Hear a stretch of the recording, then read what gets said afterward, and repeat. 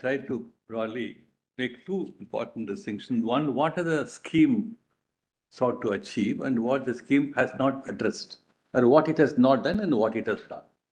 So then we have some element of clarity on testing the constitutionality of this scheme. Before I go into that, so we have three, let's say, assume that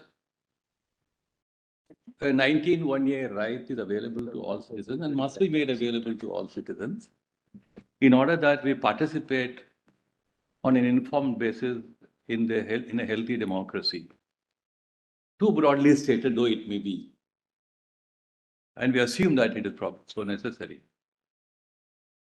Though I say today there is no such statement of law available except those two judgments where the statement of law is for the purpose of knowing the antecedents of the candidate, a specific concrete purpose to be achieved.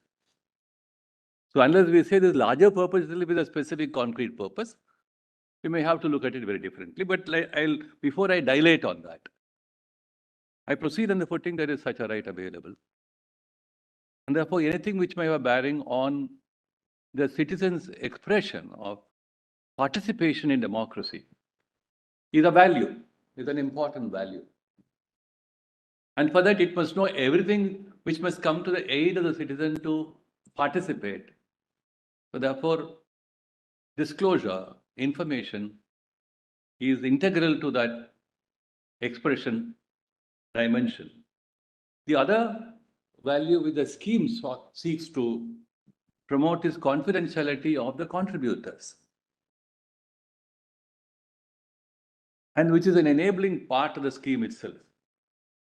So the enabling part of the scheme is confidentiality of the contributors. It doesn't make a difference between corporate contributors or any other contributors. The scheme treats all contributors equally. It doesn't pick and choose between contributors.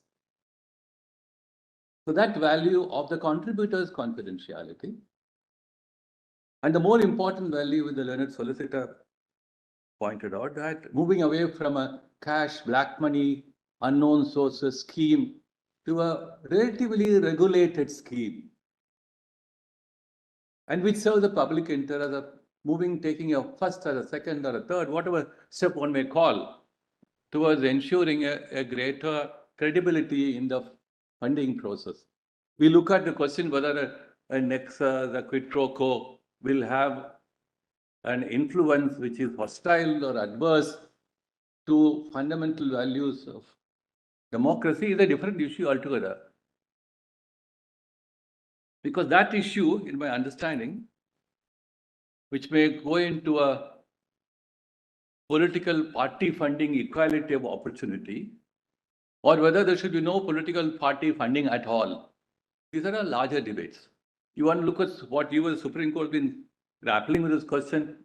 So in Arizona case where the court says a matching contribution from public funds to publicly financed candidates. The court says that that places an undue burden on the freedom of expression. So all those things are in the larger political domain. Therefore, the equality of opportunity, free and fair elections linked to that equality of opportunity and level playing field, all those concerns, in my understanding, would require an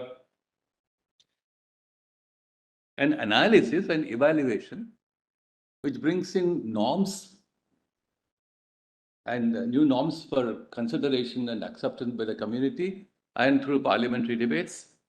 Therefore, I don't think that aspect would probably be even invoked for the purpose of entering and looking at the three values which are in competition in this scheme. The public interest value, the confidentiality of the contributors value, and the citizens need to know the information regarding who contributes to whom. Now I ask myself a question. So how do you evaluate or balance these apparently competing, use the word apparently competing values? Yeah, I don't need to tell you lots about the three basic principles of proportionality, that there must be a legitimate purpose of a law, and it must have a racial connection with the object, and The next stage is that what the law does is must be to seek an object, must be least restrictive of all equally effective means. So the balancing test in this context would mean applying all this. And in a very involved situation like this, it would mean a cost-benefit analysis, which would bring greater costs in terms of effectiveness, bringing in effectiveness, credibility, purity, and which would not do that, and what kind of benefits will flow from that. That kind of a cost-benefit analysis, not necessarily in the economic or the financial terms, but in an empirical terms. So in empirical terms, I don't think that kind of an empirical analysis has been made available to the court, and that has not been the scope of discussion before the court. I'll just give an example because this kind of a cost-benefit analysis, which often comes in the proportionality domain, I'll give the reference to those cases. For instance, in Germany, we had in the province of Bavaria, crucifixion was permissible in public schools. So in a complaint given by those who did not believe that, the Constitutional Court of Germany said that there are two competing rights. The right of one set of people to say, I would not believe in this. The right of the majority of Bavarians who believed in display of crucifixion as a part of either a religious symbol or a cultural symbol. So there's balancing between two sets of freedoms. One a negative freedom, one another a positive freedom. This kind of balancing always comes in when we have very important social concerns in conflict. But some of those balancing can happen at a conceptual level. But very often, even at a conceptual level, it happens. Some right to the other yields to the other right. One right yields to the other right. So the yielding of it should take place under what criteria, what norms. That may differ from the right in question. When you're talking about this particular aspect of evaluation and the cost-benefit analysis of public funding or funding from any sources, public versus private, do we have all that kind of, an empirical analysis under norms which can guide the court? We say this is how we apply this norm. We apply this norm and find this is faulty on that norm. On the other hand, if the court were to call upon to create a norm and say that any funding from any source, more particularly from a corporate source, intrinsically is an evil dimension to it, then the court is called upon to create a norm. That's why I said in the footnote that we are not entering into the domain, but even indirectly, if that idea influences the analysis of the court, there could be this problem. I think that idea has been brought in to probably color the debate, saying that this issue is intrinsically an evil matter, that therefore keep that in mind. Therefore, disclosure will be very, very important.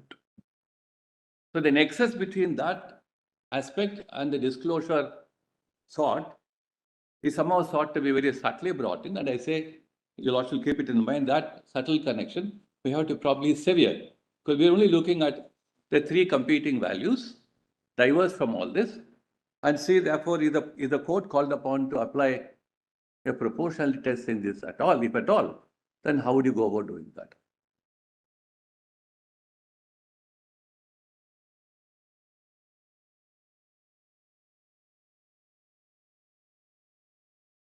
I have my brief submissions. It is at volume 2.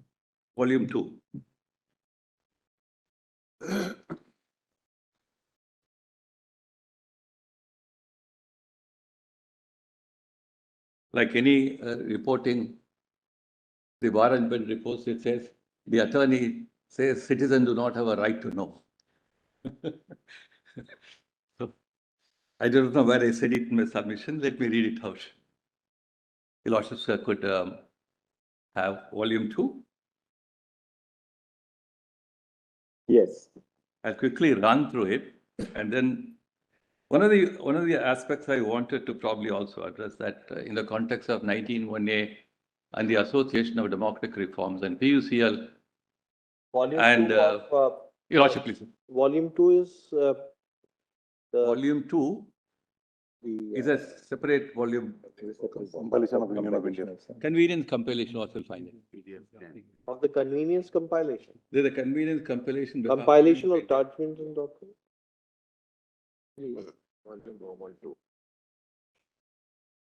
Volume 2 PDF 10. Page Volume 10. 2 PDF 10.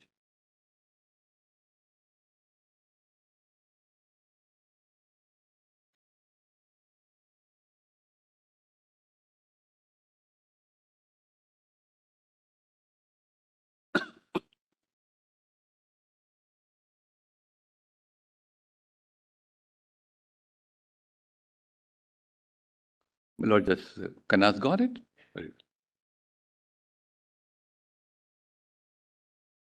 I'll be in the course of reading submissions, making it.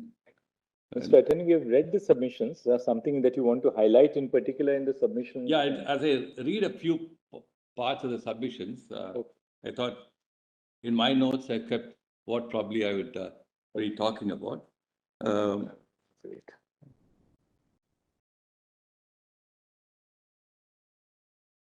Lordship, kindly look at paragraph 5 of this submission, because the first 4 paragraphs like a kind of an introduction to.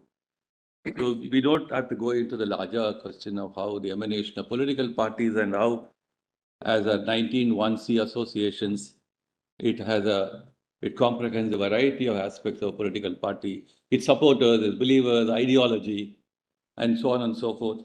Therefore, when a contribution to a political party comes in from either from a corporate or any other individual, it did not go under the color of a mere quid pro quo dimension. A person who supports a free market economy, and I find a free market economy which is propagated and supported by a political party, it will have my support. So beyond ideology, there are other considerations which bring about affinity between a contributor and a political party. So, and as I saw the tabular statement of all those contributors, it has all those small-scale industries, a wide range of small-scale industries. And we can't be fitted in to the quid pro quo dimension at all. That's why I said this scheme doesn't talk about a particular class of contributors. So these, I would probably be right in saying that the scheme is a regulatory within the broader concept of regulation of Article 19(2). As while an argument has been raised that the right to know 19(1)(a) cannot be subjected to any restrictions under 19(2) as they stand, an argument has been stated in the written submission, though not has been explained as how it really can happen. So I proceed on the footing that, in principle, the concept of regulation can flow from any one of those 19(2) to 19(6). If one is right in saying that derivative rights or penumbral rights, the way of looking at a right can be seen beyond the text of the right. If that is possible, I suppose, implicitly, and if it's also correct in saying there can be no right without a restriction, and I'm sure no court will say that I will postulate a right, but I will not visualize the restriction on the right. If that is so, the regulatory scheme under 19(2) to 19(6) can contemplate such regulations as would advance the purpose of the scheme. That's what I tried to stay in paragraph 5. So we are talking about moving from an unregulated system to a regulated system. So when you move from an unregulated system to a regulated system, the lawmakers may look into various aspects of how that regulation can minimally be and what kind of regulation will achieve the object. As has been explained in the foreknown, the various aspects of regulations fall into one composite basic principle. If that basic principle is confidentiality, which radiates in different directions, I find that the challenge to what has been stated under 29C of the Representation of People Act or the enabling part under Section 31 of the RBI Act, they all get connected by one common thread. Why have you amended this law, that law? The common thread is confidentiality. And the enabling part flows from Section 31 of the RBI Act. Once you enable, then how do you go about regulating? That thought process triggered which are those connected legislation which need to be addressed. Therefore, all those connected legislation which have a proximity to the question of moving from a unregulated to a regulated system, so they were addressed by the scheme and by the Finance Act, which looked at each one of the amendments. Therefore, I don't think one can say that I'll look at each one of the statutes in isolation and call them into question. So the approach that I'll look at the Representation of People Act, where the proviso says something, I look at it in isolation and says it's bad. I look at the Foreign Contribution Act and isolation, there is enabling foreign direct investment through a subsidiary company and so on, so is absurd, manifestly arbitrary. So this isolated understanding of each one of the legislation, I think in my understanding is flawed, fundamentally flawed. Because I said the common thread is one important common thread about confidentiality. May I just quickly read a few more paragraphs in this, my written submissions. Paragraph 6. The scheme does not impinge upon any existing right, I put it like that, constitutional or otherwise, of any person and cannot be said to be repugnant to any right under Part 3 of the Constitution. Yes.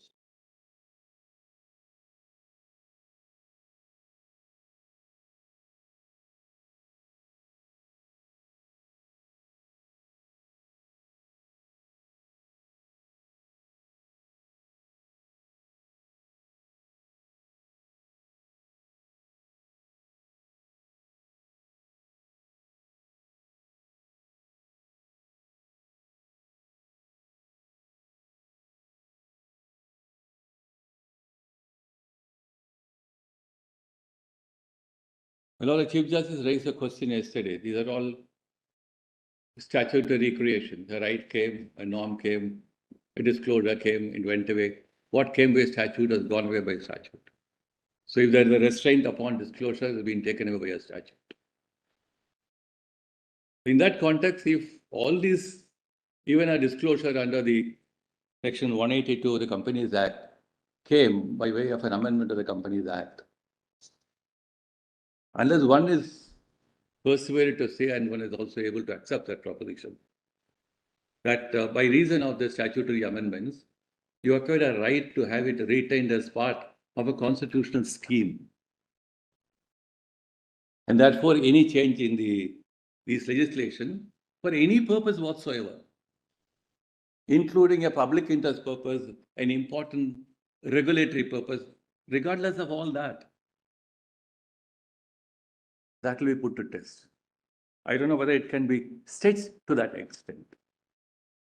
So the debate from 1958 onwards and the Companies Act, 69 one way, and then in 85 another way of looking at it, the debates in the parliament we wrote yesterday, show a very multi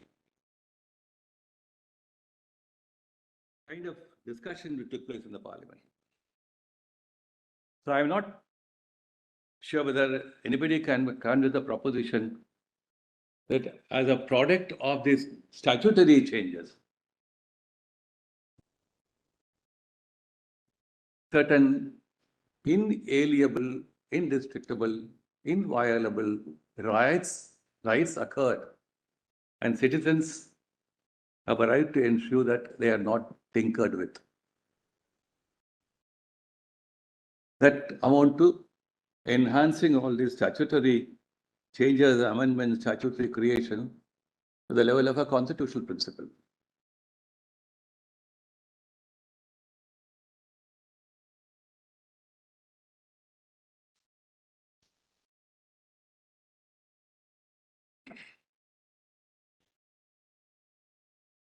If you may just read a couple of more paragraphs.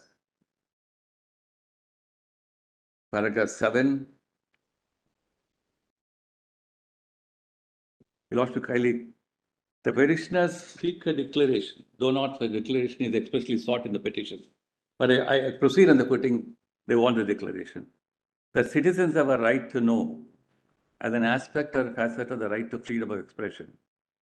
Based on such a declaration, it is canvassed that the right to have access to the details of contributions the political parties must follow.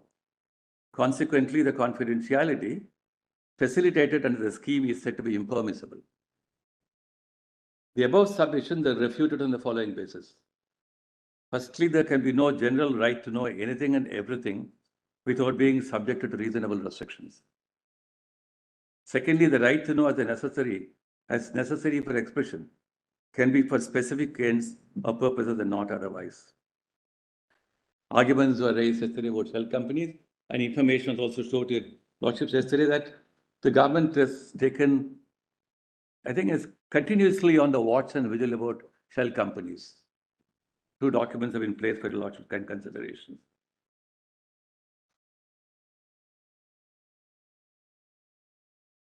I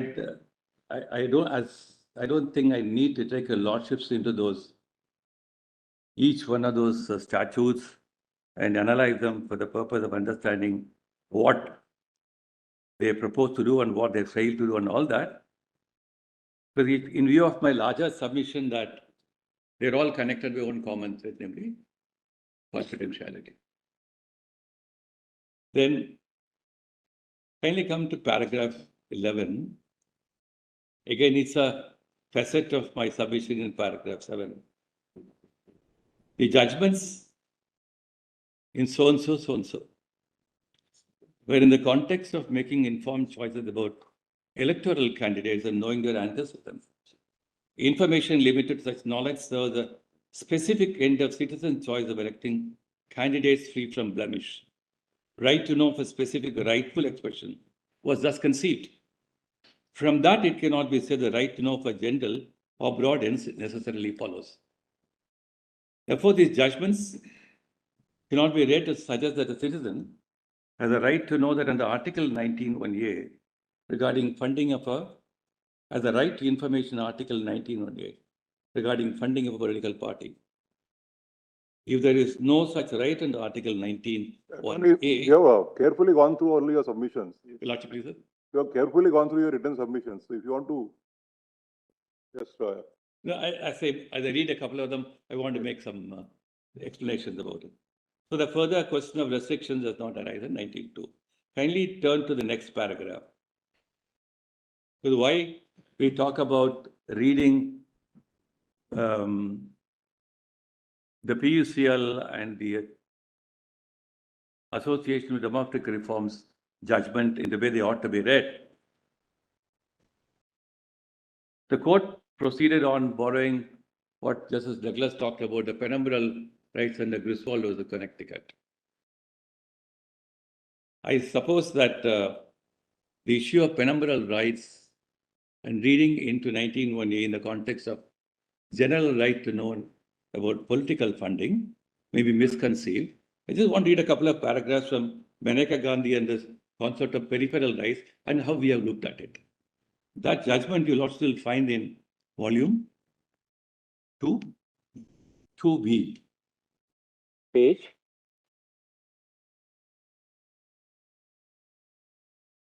Just open it right from here.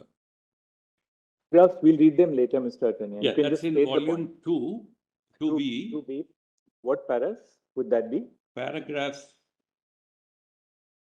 32 to 34.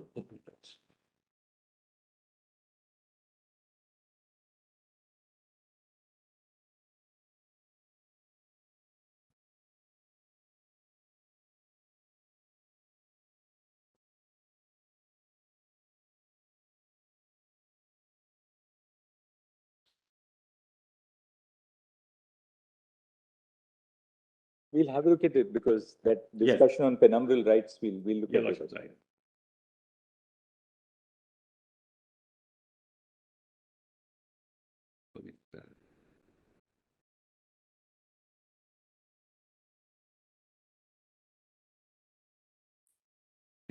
First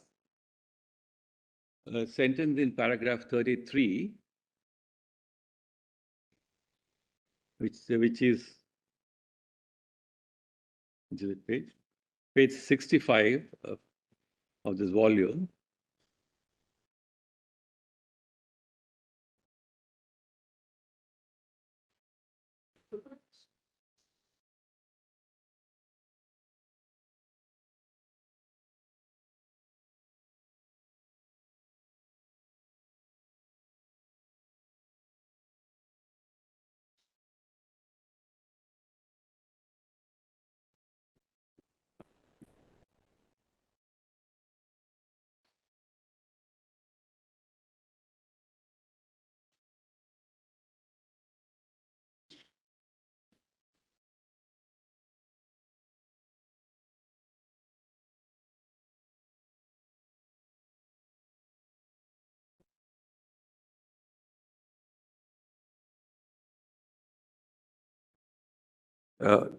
Just that one sentence. We cannot therefore accept the theory that a peripheral or concomitant right which facilitates the exercise of a named fundamental right or gives it meaning and substance or makes its exercise effective is itself a guaranteed right included with the named fundamental right. That's why I was. But this logic trying has to also point now out. undergone a change after Puttaswamy, and Puttaswamy is 9 judges. But There is no right to privacy. There is no right to understanding. privacy expressly recognized by the Constitution. But But we read in that right in the right to life, liberty, dignity, the preambular values. So those probably will stand on a broader conspectus. Therefore, the court will draw a classification among those rights where this kind of a broader reading to effectuate a constitutional purpose. They may stand on a different footing. Therefore, I do not know whether this statement of law is in direct conflict with Puttaswamy. It may not be. Yeah. Mr. Attorney, we'll have a look at the Yeah. May I just go what else, to- Mr. Attorney, now in your submission? Any particular submission that we have missed? Yeah, in paragraph 15. That you have made a point that the scheme extends the benefit of confidentiality to the contributor. Yeah, The the learned second solicitor part has of also the elaborated second upon part of it. the sentence. Therefore, I say this scheme does not fall foul of any existing right. So a constitutional court reviews state action only if it impinges upon existing rights and not because state action has not provided for a possible right or an expectation howsoever desirable. So even if you go to the extent of saying 19(1)(a) in the context of knowing this is desirable, you probably will not fault it on that ground. And that's what I repeated in paragraph 16.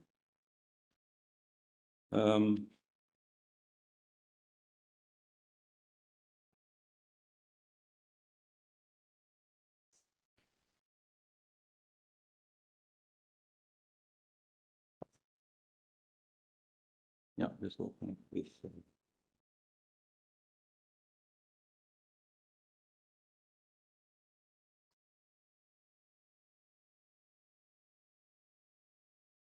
Your last point really in para 18 is that when the court proceeds to declare an aspect as part of a right, it will be in tune with separation of powers that the subject of reviewing or testing a law should be relegated to public and parliamentary debates. Declaring an aspect as a part of a declared right does not impinge on the separation of powers. For instance, we have said that sexual orientation is implicit in Article 15. That does not impinge on separation of powers. If the court were to lay down a legislative remedy, that impinges on the That's why I'm separation talking of about powers. laying down a norm. But finding a No. right in a constitution, finding a right in the constitution No, does not. I don't. For instance, we have said the right to education, even before it became a part of say that. Part 3, we said the right to education is a part of I didn't say that. 21. But when you lay down a norm which probably would require an analytical framework and weighing in fine scale, the variety of concerns and interests. No, So we laying have down an, a norm we have an analytical framework. beyond reading into a right. No, we have a framework today. We are not creating a framework. We are testing the validity of the framework. That's The all. framework available today is in the context of the scheme, this particular scheme. There is no framework with reference to which one can say the scheme is unconstitutional.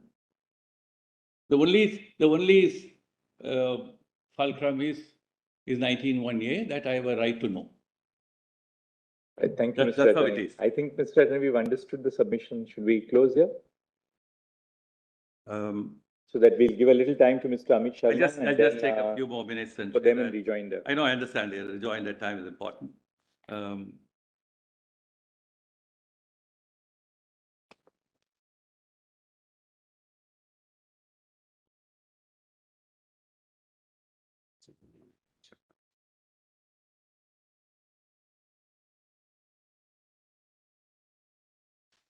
Just a few more propositions of how you test a law. Generally, these are well-known statements of law. Attempt was made to show that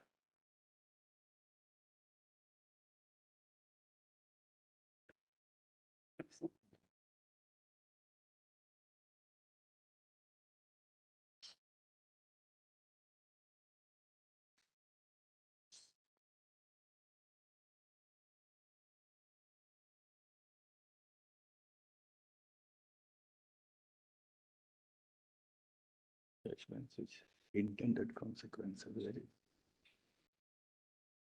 consequence of intended 1955 Express newspaper. That is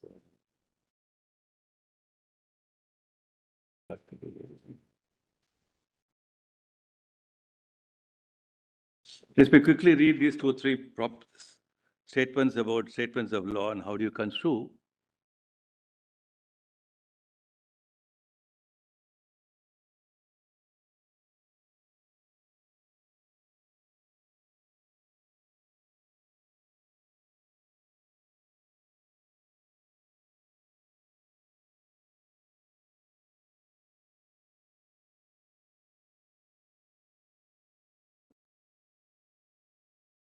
We've gone through your written submissions. If anything else to be added to those written submissions, I thought whatever you wanted to express yourself, you have expressed yourself. I'll do that.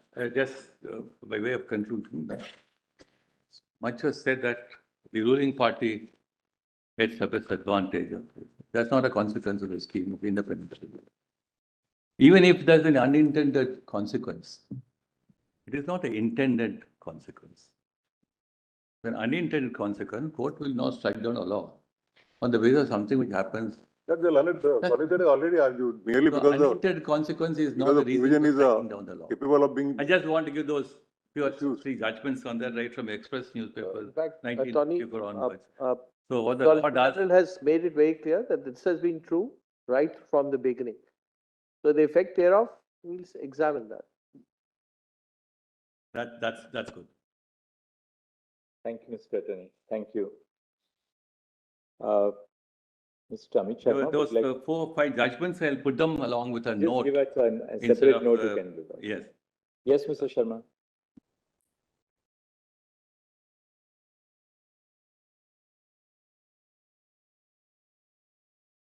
Mr. Sharma, how much have you collected by way of, you're not the State Bank of India, but in terms of the records which you have, what is the extent of the total quantum of electoral bonds which have been subscribed since the beginning? That's in a sealed cover, my lord. So we have not opened that cover at all. Because that was directed, this honorable court had directed that to be in the sealed cover. And my lords, if my lord desires that sealed cover is there, my lords can have peruse it, my lords. But we've not opened it, my lords. Will, We can. Mr. Sharma, Yes. actually, The details of the bonds are available with you. Total quantum of bonds is available with you. Quantum of bonds given to the, Amount, yes, my lords. that is there. So do we get any particular data, and is the data up to date? That is still, at least till March 23? No, my lords, that's not there, my lords, with us. We have only till, in fact, there was a query by this honorable court, my lords. I went through the record, my lord. There was one order passed by this honorable court, which my lords had read 13 and 14 paragraph of 2019 judgment, my lords, separately. We took it as if it's to be read jointly, my lords. No, it was very, But my lords, I may just point out. my lords. 13 relates to data as of the date of the order. But it didn't freeze the data which you had to maintain as of the date of the order. You had to continue to collect the data. Just, my lords, if my lords will kindly see. Mr. Sharma, you should have asked for Order passed in clarification. 2021. You never came back to us to ask us whether we want May I just point continuing out- data or frozen data as of the date of the The interim. occasion could not arise, my lords, because of the order passed by this honorable court subsequently on 26th of March 2021, and my lords will find that in the, my lords, at page. Kindly, my lords, it's a EB final, my lords, which was filed by the petitioners, my lords. And that's at page 34, my lords. That was passed in one of the interlocutory applications filed by the petitioner, my lords. Volume 3. Page 505. Which page? I will just tell. My lords, they have, I don't think that has been filed in the volumes, my lords, that's missing. But one of the initial volumes filed, my lords, that's called EB final, which I received through email, my lords, that was filed on 5/4/2023, my lords, by the petitioner. That's at page 34 of this, my lords. And my lords will kindly see this order and the relevant paragraph in this order, which my lords, I would like my lords to read is.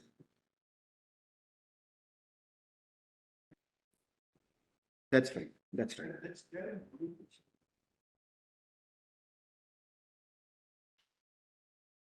Volume 3, page 505. The court paper, volume 3, page 505, that order is.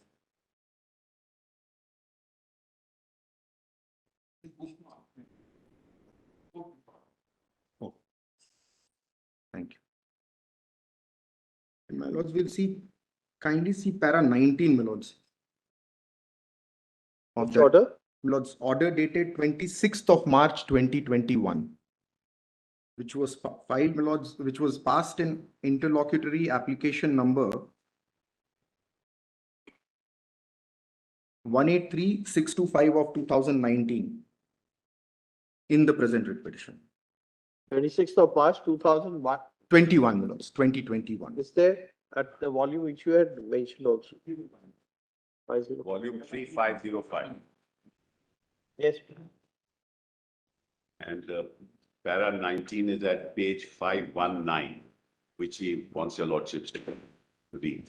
My lords, it took note of the entire earlier directions, my lords. This order takes note of the directions passed by this honorable court, pursuant to which the compliance done by the Election Commission of India, my lords, and then further, my lords, para 19. This was a second application which was preferred by the petitioner, my lords. The first one was rejected, and thereafter the second application on the same ground, my lords. That's also discussed.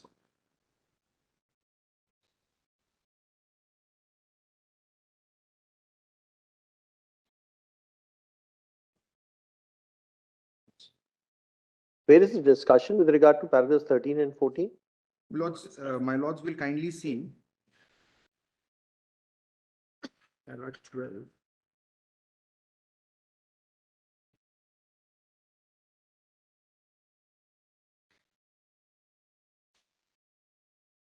This was a application for stay, if I'm not stay. mistaken. That's right. Because a fresh window was opening up That's right. and Mr. Prashant Bhushan sought a stay at that That's right. stage. That's right. On the collection of any further amounts That's right. and, That's right. you know, and the distribution of any further electoral bonds. That's right. Absolutely.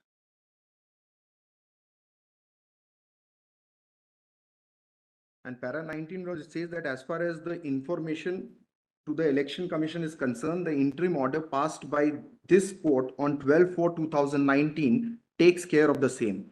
In the reply filed by Election Commission on 3/2/2020 to IA number so and so of 2019, it is stated by them that Election Commission of India has received seal covers from various political parties, national, state, and registered and unregistered parties in annexure C1 to the reply filed by Election Commission of India, provided the list of political parties who have filed necessary details as per the order dated 12/4/2019, the date on which Election Commission of India received. Milords, so Milords, perhaps Milords, this may be a reason, Milords, that, but we are Milords, we bow down, Milords. If there is any direction, we'll provide it, Milords. There's no difficulty on that. And Milords, the You should order, have got in that fact, data. You should have got the data Milords, when in you are fact, coming to the court. if I may say, Milords, if my Lords will kindly also see para 13 and 14 once again, Milords. Oh, please, Mr. Sharma, this is not what was, we read out that order that day, prima facie. All of us had expressed the view and we expected you to come back with that data. We can provide it during the, maybe in a short time, Milords. I'll instruct the commission, Milords, that. And is the By data Monday. right up till 2023, March 23 now available? Milords, we'll seek the data from all the political parties, because Milords, it has to have a detail, Milords. What's the time limit when the data is to be given every year? Milords, Every financial year it's to be given? What's the time limit for, what's the deadline for the that? data is not to be given, Milords. So, with regard to the That returns is file, annual, yes, Milords. when is that to be given? Milords, before the financial year, Milords, ends. That means 2024, That's right. 31st March 2024, 6 months before that. 6 months. 6 before. months after the financial year, Milords. So 6 months are over, September they got over, so you must have got the data. It was not the data, Milords. That's what I'm trying to say. Whatever Only the quantum. Up to 31st of March 22, you have any, 31st of March 23, you have the data. Yeah, we have, Milords, but You would have the data or ought to have the data. It's only the total quantum, Milords, not the. Right, you will have the total quantum, Yes, quantum of electoral bonds. that will have, Milords. And what is the bifurcation between different political parties? Milords, that, Yes, Has to sir. be, Has because to it's be. we'll have to collate all with all the, yes, we'll Because have that. parties have All to the- give all you the- all submit the- all the- contribution All reports. the recognized political parties, Milords, and registered, whether registered or not, Milords, we have. So we'll have a look at your data. You can Yes, trace the Mr. data. Now tell us one thing. What was the basis on which the Election Commission had raised an objection to the scheme? Milords, Can you tell us what the nature of your objection yes, was? kindly see, Milords, there are 2 letters that we had written, Milords, to the Ministry of Law, Milords. Kindly see these letters. There are 2 letters which are dated 15th of March. But I didn't deal with that submission, my lord. But I have the original file with me. Yes. RBI and EC, but after the correspondence, after their letters, there were meetings and meetings, and thereafter, my lord, a consensus decision was taken. There were meetings after the letters, my lord. If your lordship would like to peruse, I can show that file, my lord. Original file is here. But that's not an end of the matter. We thereafter discussed That happened. their concerns were taken care of. Their misgivings were, it was at the highest level. The meetings were attended by the governor and minister, etc. Milords, that's come out in the rejoinder of the union also, Milords, that there were meetings which happened after the deliberation, Milords. So what was your objection and to what extent was it assuaged? One of the concern that we had, Milords, is that there are 3 categories, basically, Milords are aware. One is below 2,000, the other is between 2 to 20, and the third is, Milords, I am not talking about the electoral bond for a moment, Milords. I'm talking about the general contributions which happen, Milords. So there are broadly 3 categories: below 2K, between 2 to 20, and above 20, Milords. Now, as far as, Milords, above 20 is concerned, it is to be done mandatorily by way of ECS, Milords, either demand draft check or ECS, Milords. So that's not an issue. We get the entire details. Milords, as far as these other previous 2 categories are concerned, Milords, less than 2,000, Milords, it can be done in cash and there are no details about it. We are mostly concerned with the second category, Milords, that is between 2,000 to 20,000. Now that there is no provision given either. It can be done by cash, it can be done by ECS, it can be done by check or draft, Milords. No, but it was said that after amendment to 2017 Please. under the Income Tax Act, Please, Milords. if it is between 2 and 20, then it will be treated as income, which is not allowable, which will be then taxable in the hands. Please, my lord. So income tax has that, but vis-a-vis income tax, the RP Act, my lords, 29C, that amendment or that change, You have not, under your rules, you have not made No. made a stipulation. it has not happened. It has not been stipulated that between 2 and 20, you please specify. And is there any also a rule with regard to multiple payments by the same person? No, my lords. There is no rule as such. There's no rule as There is such. no rule. Any person says. But do you have data with regard to 2 and above 2 and between 20? My lords, we don't have a data. That's the difficulty because You have data below 20. above Quantum, 20, of course, my lords, we have no, it. above 20, you have the particulars. Below 20, it's just the lump sum amount. That's, my lords, we receive a contribution report, my lords, every year. Now, in that contribution report, we get the quantum as to how much in total a particular political party has received the amount above 20. Now, what? And have you made any study or analysis of the data dealing with the corporate bonds and how it's impacted the funding of political parties? I'm not aware, my lords. I don't think, my lords, but I'll have to seek instructions. I don't think. I'll have to seek instructions on that. I don't know whether there has been some ongoing study on that or not, my lords. Now, volume 4, page 467 was your letter of 26th of May 2017. Please, my lords. In what manner were these concerns assuaged? Lords, kindly, if my lords will see this 26th of May, my lords. The first is, my lords, about that section that I just spoke about, my lords, section 29C, that we wanted that same principle, same provision which is there in IT Act to be brought into 29C so that we also get to know, my lords. So that was one concern, my lords, which we had highlighted. And which is now, my lords, contribution above 2K is now included, should be included, my lords, in 29C. So that, my lords, there will be a proper quantification as to how much is in that bracket, how much is coming with a particular political party as a donation, which we don't which we don't have as of now. There is no breakup of that. We only get the total amount, that this is the amount which we have got in that particular category. So we have no data on that, my lords. And we don't know the source also.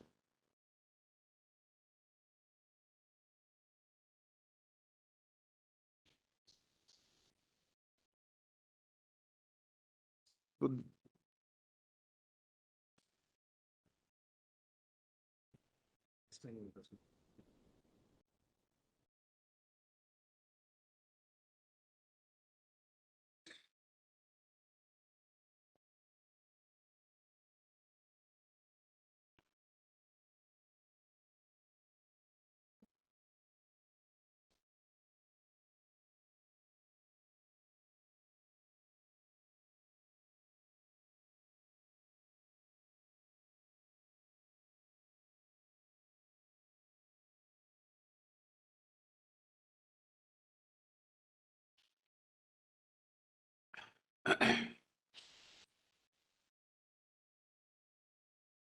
volume.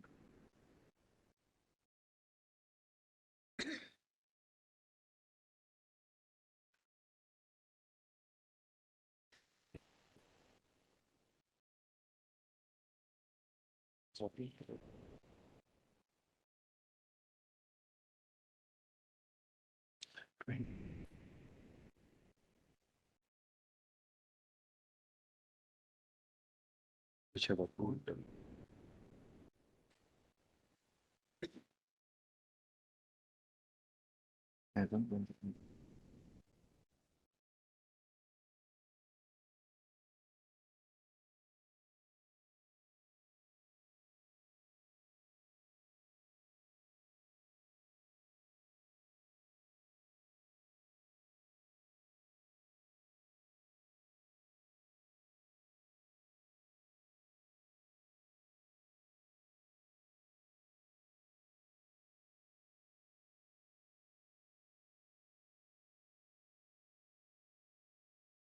Of 1, 12th April 19, right?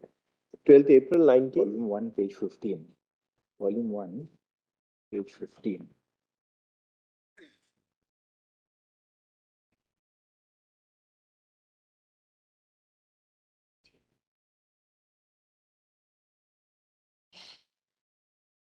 No, I don't know.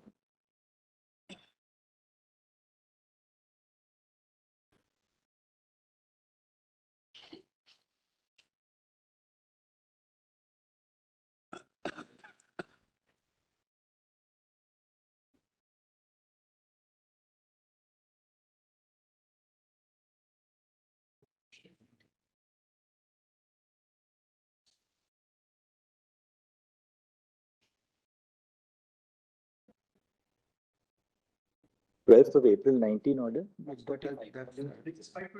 Yes, Volume 3. volume.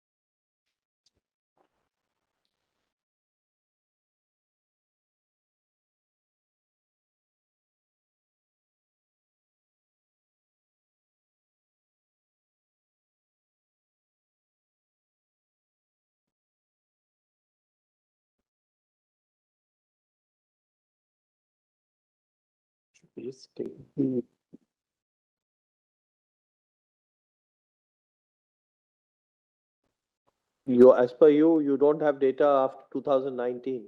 No, my lords, unfortunately, we don't You have have it. But collected the I data put with down, if we- my lord directs, then I'll instruct the Lords Commission and Our direction is already there. but we can get the latest, my lords.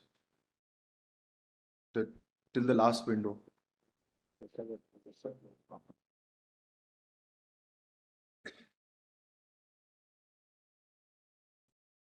Till 23. 23.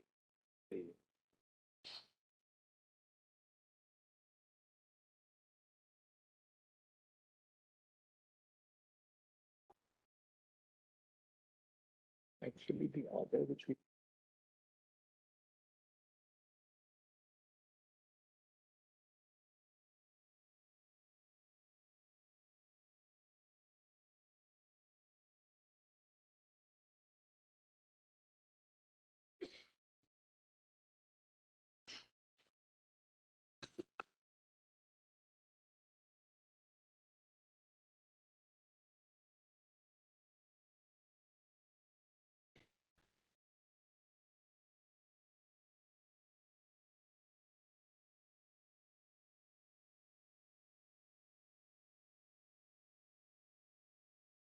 While the data as of The latest, till The till latest. the last, yes. as of 31st of March 2023 and submitted to us. We'll do that, please. We'll do that. And in fact, you can even give it to us, say up to the 30th of September if there's data. Till the latest, because whatever we have, till the last that we You have, won't be having, you'll have we'll to have to either, require because till the last that the political either you parties get have it done. from the political Please, parties Lord, or you'll get it from the State Bank of India. Please. State Bank of India. Either of two. We'll not ask SBI to reveal the identities of the donors at this stage. That nobody is interested in at the present stage. But we would like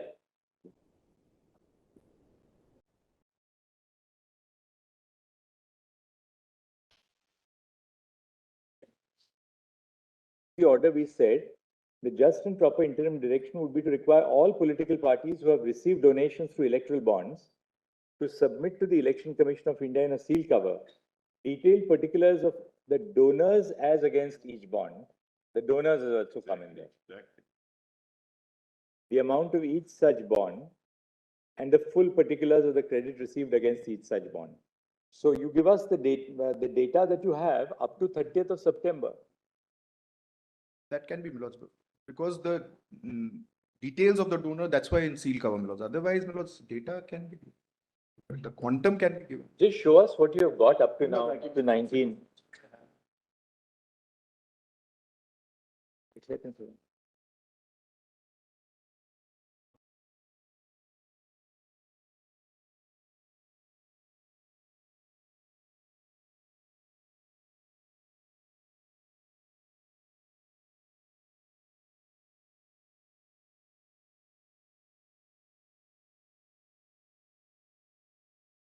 Keep it in the custody of the court.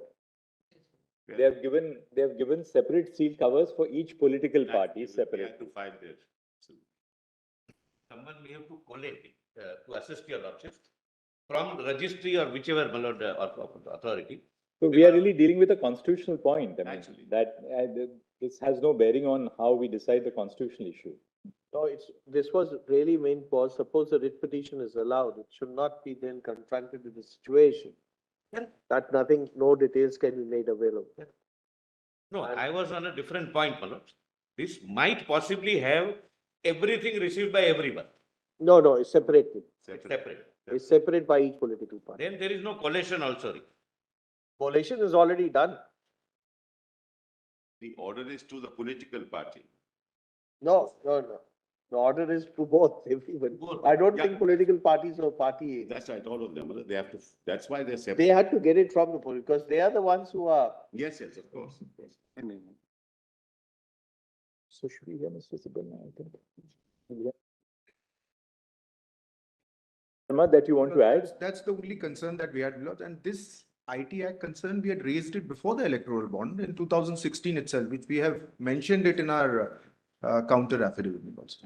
So that was the Thank you. DP of Land. No, Yes, your ma'am. lordships, but I didn't address your lordships on how we addressed their concerns, etc. Would your lordship like to be assisted? Because it was more a consultative process with them. After having received. A note of the fact that you had that you were consulted. RBI and EC can't be taken lightly. madam. Does the EC also have any idea what was total expenditure incurred in the last election? No. That we'll have. Total expenditure, yes, my lords, because there are three heads that we receive the accounts. One, as I said. So, but as far as political party expenditure is concerned, do you get data with regard to that also separately? My lords, we get data of every candidate who has to file. Candidate will not be sufficed because My the lords, political as far party. as political parties are concerned, my lords, we don't get the expenditure of a political party in a particular election, how much they have spent. It is candidate So specific, then your data is incomplete. candidate specific, my lords, because that's. It's not, you don't get the data with regard to how all much the in political. total, parties. the political party spends, my lords, that may be, No, that will be with the income tax department will be there. Possibly, maybe, I'm not. No, I'm asking him because he's the one who's. no, that's right.